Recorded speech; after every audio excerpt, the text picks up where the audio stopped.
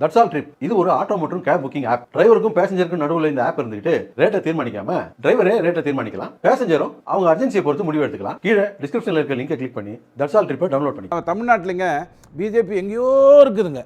அதுக்கப்புறம் உள்ள பூந்து பார்த்தா எங்கேயோ ஆர்எஸ்எஸ் இருக்குங்க. அப்புறம் ஆர்எஸ்எஸ் ஊர்வலத்துக்கு எதுக்கு உட்காந்துட்டு ஒன்று கடிச்சிட்டு இருந்தீங்க? ஊர்வலத்தை தடை பண்ணி சரியான வார்த்தை. ஏன்னா நீதிமன்றத்துக்கு முன்னாடி காரணம் சொல்லிடுறேன். நான் பொதுவாக ரொம்ப பொறுப்பாக பேசக்கூடியவன். திசை திருமணத்துக்கு காரணம் வேற இருக்கு. ஆர்எஸ்எஸ் ஒரு ஊர்வலம் நடத்துதுங்க, பல வருடமாக நடத்திக்கிட்டு இருக்கு தமிழ்நாட்டில். 4 வருடத்துக்கு முன்னாடி ஒரே ஒரு விஷயம் சிம்பிளாக சொல்லிடுறேன். ஏன்னா ஆர்எஸ்எஸ் எங்கேயோ தானே இருக்கு, பாவம் தேடி பிடிச்சி கொண்டு வந்துடுவோம். அது ஊர்வலம் நடத்துதுன்னு சொல்லுது, எல்லா வருஷமும் நடத்துகிற மாதிரி கட்டுப்பாடு விதிக்கிறாங்க.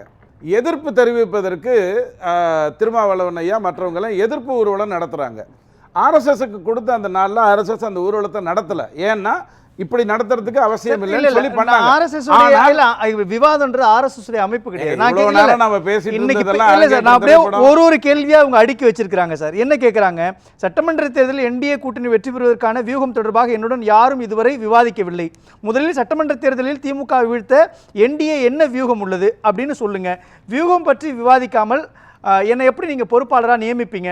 வியூகம் என்ன என்று கூறாமல் என்னை தேர்தல் பணியாற்றுமாறு கூறுவது எப்படி பணியாற்ற முடியும் அப்படின்றது அடுக்கடுக்கான கேள்வி. இதை அதை விட உச்சபட்சம் கமலாலயத்தில் உள்ள கம்ப்யூட்டரில் டைப் செய்து பிரிண்டரில் பிரிண்ட் எடுத்து தேர்தல் பணியை தொடங்குங்கள் என்று வெறும் வெற்று பேப்பரை தூக்கி காமிச்சிங்கன்னா நான் எங்கே போய் நிற்பேன்ற ஒரு கேள்வியை முன்னாள் மாநில தலைவர் சொல்கிறாருன்னா என்ன லாஜிக் இருக்குது? ஒரே நிமிஷம். இது அத்தனையும் ஒரு ஹைப்போதெட்டிக்கலான ஒரு விஷயம். என்னன்னா ஆர்எஸ்எஸும் அண்ணாமலையும் ரகசியமாக சந்திச்சாங்க. அங்கே ஆனால் 150 பேர் பார்த்துக்கிட்டு இருந்தாங்க. எனக்கு தெரியல. அந்த 150 பேருக்கு மட்டும் இவங்க 2 பேர் என்ன பேசினாங்கிறது தெரிஞ்சிருச்சு. அவங்க 4 பேர் 4 விதமாக பேசுவாங்கங்கிற மாதிரி 900 பேர் வெளில சொல்லிட்டு இருக்காங்க. எனக்கு புரியல முதல்ல அவங்க 2 பேரும் சந்திச்சாங்களா இல்லையாங்கிறதும், ஆர்எஸ்எஸ்ல ஆர்எஸ்எஸும் அண்ணாமலைஜியும் சந்தித்தாங்களாங்கிறதும் பக்கத்தில் இன்னைக்கு நடந்துச்சுன்னு சொல்றாங்க. மீட்டிங் நடப்பதற்கு நான் நேற்று காலையில் கமலாலயத்தில் இருந்தேன். கமலாலயத்தில் தான் எல்லாரும் வந்தாங்க. அது பேசப்பட்டதுங்கிறது வந்து கமலாலயத்தில் இல்லை மீட்டிங், ஆர்எஸ்எஸ் உடைய அலுவலகம். நான் வரேங்க, நான் அந்த மேட்டருக்கு வரேன். இங்கே பேசப்பட்டது தேர்தலுக்கான வியூகம் என்ன பண்ணணுங்கிறது மட்டும்தான் கேட்கப்பட்டது. எந்த மாதிரியான தொகுதிகள், ஒரு உதாரணத்துக்கு 90 + 134 அப்படிங்கிற 144 அப்படிங்கிற அடிப்படையில் போகின்றது சரியாக இருக்குமா, இல்லை நாம் நம்ம வேலையை பார்ப்போம், எடப்பாடி ஐயா அவர் வேலையை ஒழுங்காக பண்ணுவார், இப்படியான விவாதங்கள் தான் நடந்ததாக எனக்கு தெரிஞ்சது. ஆனால் அதற்கு பிறகு ஒரு மாற்றத்தை, ஒரு முடிவை எடுப்பதற்காக ஆர்எஸ்எஸில் ஒரு மீட்டிங் நடந்திருக்கலாம். அங்கே வந்து அங்கேருந்து ஒரு அறிவிப்பு உங்களுக்கு வரும்னு சொன்னாங்க. வந்துருத்துன்னு சொன்னால் கேசவ விநாயகன் ஐயாவுக்கு வேறு வேலையை கொடுக்க போகிறாங்க. இவ்வளவு தான் அதில் இருக்கிற விஷயம்.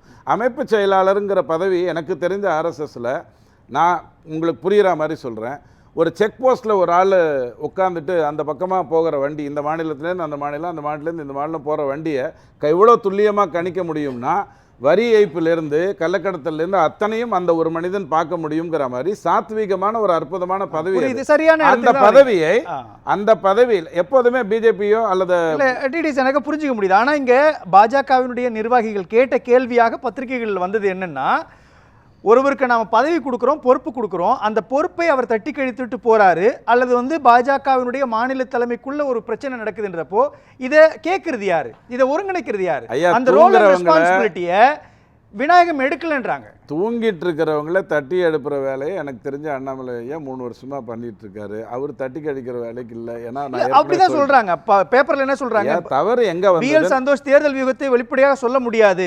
கடந்த மக்களவை தேர்தலில் உங்களிடம் தான் பொறுப்பை ஒப்படைத்தோம், 40 தொகுதிகளையும் தோற்றோம். தேர்தல் வியூகத்தை சொன்னால் எதிர்க்கட்சிகளுக்கு வியூகம் சென்றுவிடும், அதனால் அதை வெளியே சொல்ல முடியாது. தமிழகத்தில் 20-25 தொகுதிகள் நாம் வெற்றி பெற்றிருந்தால் சந்திரபாபு நிதிஷ்குமார் பின்னால் நாம் செல்ல வேண்டிய அவசியம் இல்லைன்னு முன்னாள் மாநில தலைவரை பார்த்து கேட்டாங்கன்னா அது என்ன மாதிரியான கேள்வி பாருங்க. நிதிஷ் ஐயா 20 வருஷமா முதலமைச்சராக இருக்கிறவர். திமுகலேருந்து யாரும் 5 வருடம் ஒரு நாள் முதலமைச்சராக இருந்ததில்லை.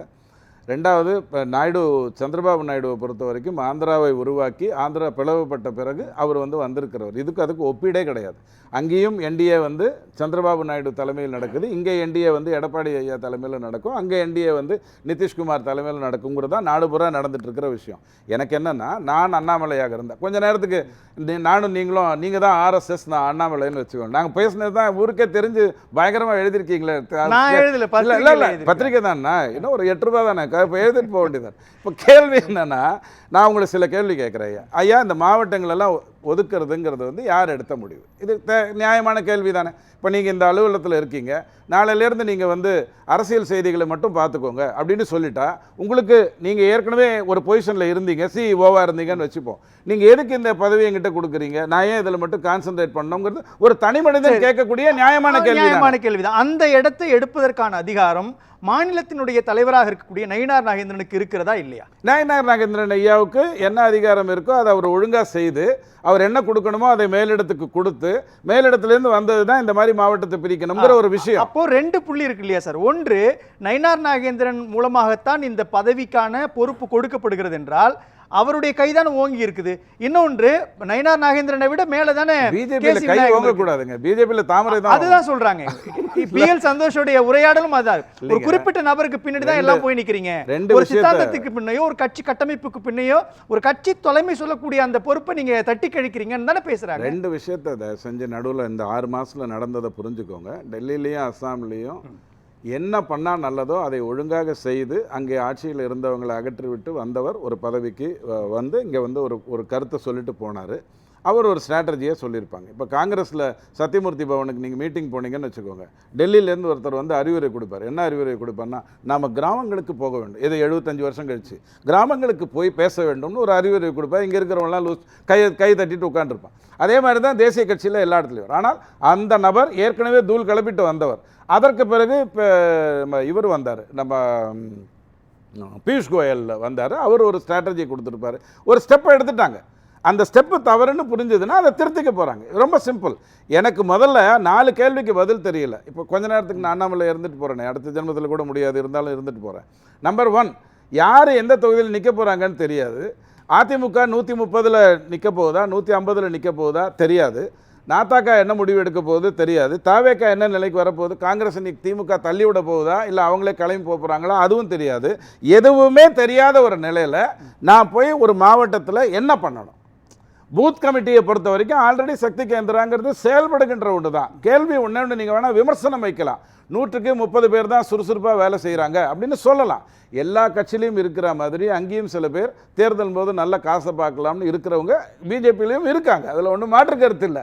அந்த இடத்துல போய் நான் ஒரு தலைவனாக என்ன பண்ண போகிறேன்? நீங்களா ஏதாவது பேசிக்கிறீங்க, எனக்கு தெரியும். 2வது கேள்வி, இப்போ அண்ணாமலையினுடைய தொகுதி தான் சொல்கிறாங்க, பத்மநாபபுரம் சட்டமன்ற தொகுதியை சொல்கிறாங்க, மதுரையை சொல்கிறாங்க, வலசரவாக்கத்தை சொல்கிறாங்கன்னா, ஏற்கனவே இங்கே பாஜக நின்ன அடிப்படையில் சொல்லியிருக்கலாம் இல்லையா? இங்கே பாருங்க, இதில் என்ன சிக்கல் வருது? என் மக்களில் 234 தொகுதிக்கும் போய் எதுவோ ஒரு பர்சன்டேஜ் ஏதாவது இருந்துட்டு போட்டோம், அதை தூக்கி கொண்டு வந்து 13 இடத்துல 2வது இடம், 13 தொகுதியில் 2வது இடத்துக்கு கொண்டு வந்த ஒரு சாதனையாளரை பற்றி நம்ம பேசிக்கிட்டு இருக்கோம். அதுக்கு மோடி ஒரு மிகப்பெரிய காரணம், பிஜேபியோட கட்டமைப்பு ஒரு மிகப்பெரிய காரணம். இங்கே பர்த் சர்டிஃபிகேட் வச்சுட்டு யாரும் தலைவராயிட முடியாதுங்கிறதெல்லாம் காரணம். என்னுடைய கேள்வி லாஜிக்கா 2024 தேர்தலை எடுத்துக்கங்களேன், பாஜகவுடைய வாக்கு வங்கி எவ்வளோ இருந்துச்சு, அதிமுகவுடைய வாக்கு வங்கி எவ்வளோ இருந்துச்சு? இந்த 2 வாக்கு வங்கியும் ஒன்றா சேர்ந்திருந்தா எவ்வளவு மக்களவை இடங்களை ஜெயிச்சிருக்க முடியும்? ஆனால் இந்த கூட்டணி ஜெல்லாகாம வைத்தது அண்ணாமலை தான்ற விமர்சனம் வருது இல்லையா? பழிய நீங்க வலது பக்கமும் போடலாம், இடது பக்கமும் போடலாம். யதார்த்தம் சார். ஒரு 18 வச்சுக்கீங்களேன், பாஜக ஒரு 18 வச்சிருக்குது, அதிமுக ஒரு 20 வச்சிருக்குது. ஏறக்குறைய ஒரு எவ்வளவு 38-40 தொகுதிகள் வருது. 40 வாக்கு வங்கி வருது. கொஞ்சம் மாத்தி யோசிப்போமா? கூட்டணி இருந்தது, 5 தொகுதி கொடுத்துருக்குமா? அதிமுக கூட்டணியில் 5 தொகுதி பிஜேபி கிடைச்சிருக்குமா? 5 தொகுதியில் போய் நம்ம பயங்கரமா உழைப்போமா, கடுமையாக உழைப்போமா? 5 தொகுதியும் ஜெயிச்சிடறோம்னே வச்சுக்கோங்க. அதனால உங்களுக்கு ஏதாவது இப்போ இது கிடைக்க போதா, பரிசு தொகை கிடைக்க போதா, வாழ்த்து கிடைக்க போதா? பிரதமர் நரேந்திர மோடியுடைய கனவை சிதைச்சிருக்காங்க சார். ஐயா, அதுதான் சார் சொல்றாங்க. ராமநாதபுரம் நாடாளுமன்ற தொகுதி எடுத்துக்கலாம் சார். ராமநாதபுரம் நாடாளுமன்ற தொகுதியில் அவ்வளோ நெக் டு நெக் ஃபைட்டில் பன்னீர்செல்வம் தோக்குறாருன்னா அது அதிமுகவும் பாஜகவும் பிரிஞ்சதுதானே காரணம். உங்களுக்கு தெரியாது இல்ல, 3,27,000 வாக்கு நயனார் நாகேந்திரன் 2019 வாங்கினாரு. அதே 3,27,000 வாக்கு தான் ஓபிஎஸ் இந்த வாட்டி வாங்கினாரு. நிறைய தவறான முயற்சிகள் செய்தும் பன்னீர்செல்வம் ஐயா அதே வாக்கு வாங்கினார். அதெல்லாம் ஒரு ஓரம் விட்டுருங்க. தேர்தல் ஸ்ட்ராட்டஜி பேசுறதாக இருந்ததுன்னா 2019, 21, 24 தான் நீங்கள் பேசணும். காரணம், ஜெயலலிதா அம்மாவும் இல்லாத, கருணாநிதி ஐயாவும் இல்லாத நடந்த இந்த 3 தேர்தலை வைத்து தான் நீங்கள் எதுவாக இருந்தாலும் பேசணும். 2019 18%, 21 33, நீங்கள் சொல்கிற மாதிரியே 20 + 18 38. என்னோட கேள்வி ரொம்ப எளிமையானது சார். நாடாளுமன்ற தேர்தல் 2024 நடக்கிறப்போ பாஜகவுடைய வாக்கு வங்கி எவ்வளோ? 18+ தானே. அதிமுகவுடைய வாக்கு வங்கி 20+ வச்சுக்கோங்க. ரெண்டும் சேர்த்தா எவ்வளவு வருது? 38. 38 40னே வச்சுக்கீங்களேன். இல்ல அதான் பாத்தீங்களா, அது மக்களவை தேர்தல், மக்களவை தேர்தல், இது மாநில தேர்தல். பாஜகவுக்கு வந்து சம்பந்தமே இல்ல. 21 ஒப்பிடுங்க. ஒப்பிடுங்க. இல்ல சார், நான் 24 ஒப்பிடக்கூடாது. சொல்லுங்க சார். சார் நான் பிஜேபி கண்டுபிடிச்சு கொடுக்குறேன். சொல்லுங்க சார். ஓரமா இருக்குல்ல, அதுதாங்க பாஜக பாவங்க. 18 மாநிலங்கள்ல ஆட்சி செய்யற பாஜகவை அந்த பக்கம் அந்த கதவு பின்னாடி தேடுங்க சார். பின்னாடி சார் கனவு காண்பதற்கு இன்னும் 65 நாள் உங்ககிட்ட இருக்கு. தயவு செய்து பகல் கனவு காணுங்க. கேள்வி இல்ல முக்கியமா 2-3 விஷயத்துக்கு வந்துடுறேன். இல்ல முக்கியமா 2-3 விஷயம் அவர் குறுக்கிடுறதுக்கு முன்னாடியே சொல்லிடுறேன். ஏன்னா அவர் குறுக்கிடுறதுக்கான நிறைய விஷயங்களை நான் பேசிட்டேன். அவர் கண்டிப்பா நான் பதில் சொல்லி ஆகணும். என்னோட கேள்விக்கு வந்துடுறேன். ஐயா, இப்போ வந்து இன்னிலேருந்து இந்த 65 நாட்களில் திமுக அமைச்சர்கள் மீது, அதாவது அதிமுகவிலிருந்து திமுகவுக்கு வந்தவர்கள் மீது நடவடிக்கை எடுக்கப்படுமா எடுக்கப்படாதாங்கிறத பற்றி ஏதாவது கேள்விக்கு விட இருக்கா? ஏதாவது ஒரு எழுச்சியை ஏற்படுத்தணும், அதாவது திமுகவுக்கு மேலே ஒரு வெறுப்பை இன்னும் தெளிவாக நிதர்சனமாக கொண்டு வரணும் அப்படின்னு சொன்னா அதற்கு ஏதாவது முயற்சி நடக்க போகுதா? அதை பற்றி பேசுவாங்க.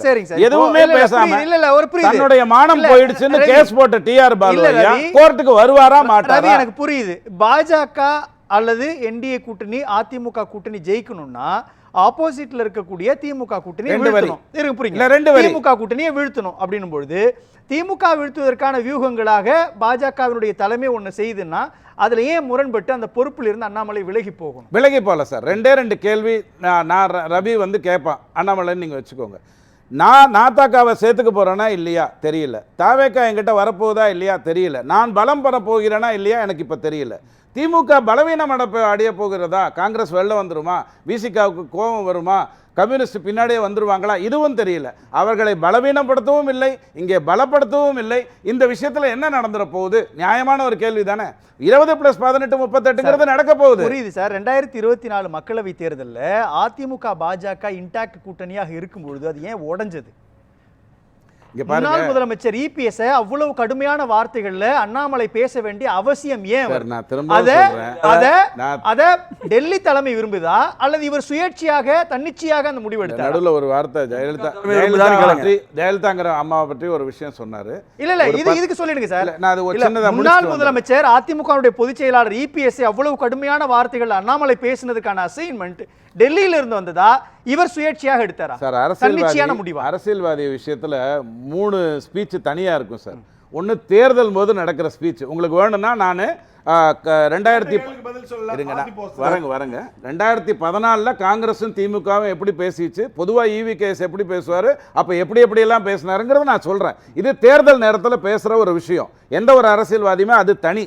ரெண்டாவது வந்து கூட்டணி அல்லது கூட்டணி தர்மம், அதன் அடிப்படையில் பேசுற ஒரு விஷயம். கேள்விக்கே பதில் வரல. நான் திரும்பவும் சொல்றேன், இந்த மாதிரி தேர்தல் சமயத்தில் அவர் எடப்பாடி ஐயாவை கடுமையா விமர்சிச்சு ஒரு வார்த்தையை சொன்னாருங்கிறத வச்சு 16 கேள்வி கேட்டபோது ஒரே ஒரு கேள்வி, அதுவும் குறிப்பா 91க்கு பிறகு ஊழல் வந்ததான்னு கேட்டு அதுக்கு பதில் வாங்கும்போது அது ஜெயலலிதா அம்மாவுக்கு எதிராக பேசினார். 2021 விமர்சனம் சார். 2021 10 வருஷத்திற்கான ஆன்டி இன்கம்பன்சி ஓவர் பண்ணி 75 இடங்கள் அதிமுக ஜெயிக்கு சார்.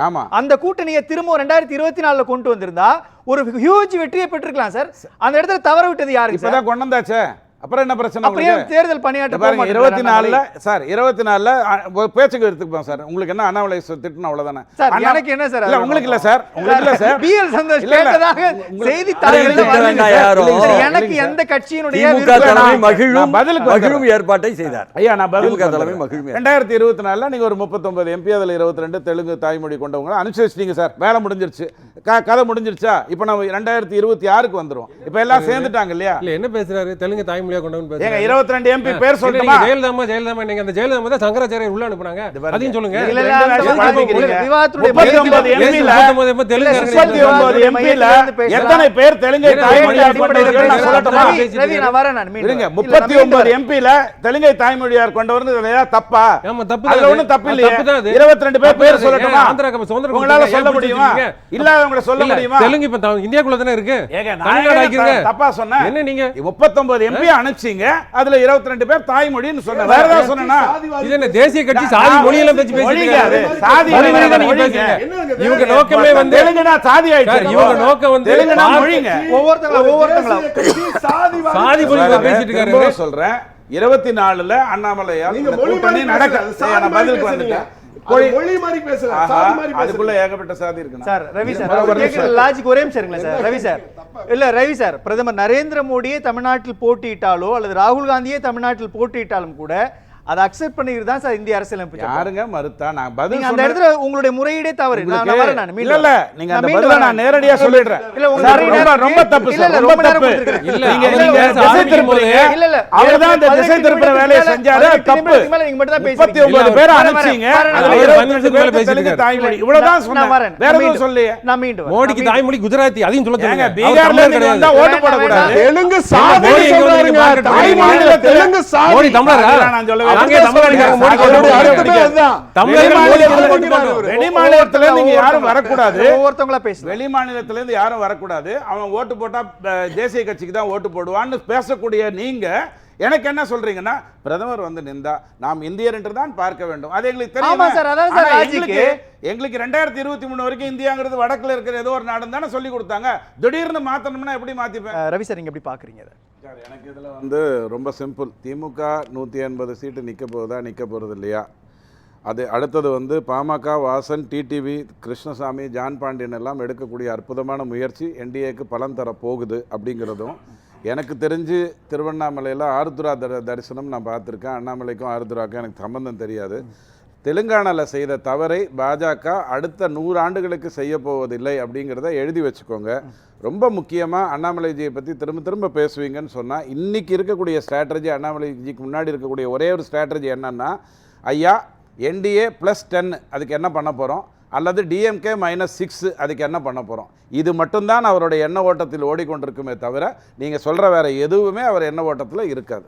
ஒரே ஒரு வரி, நாங்கள்லாம் தமிழ் சங்கிகள், தமிழ் சங்கத்தின் மூலமாக தமிழ் பேசுகிறவங்க, சும்மா பிஜேபிக்கு பேசுகிறவங்களெல்லாம் சமஸ்கிருதம்னு பேர் சொல்லிடாதீங்க. என் தாய்மொழி தமிழ், அது எனக்கு பெருமையான ஒரு விஷயம். உலகத்தின் மூத்த மொழியில் ஒன்று.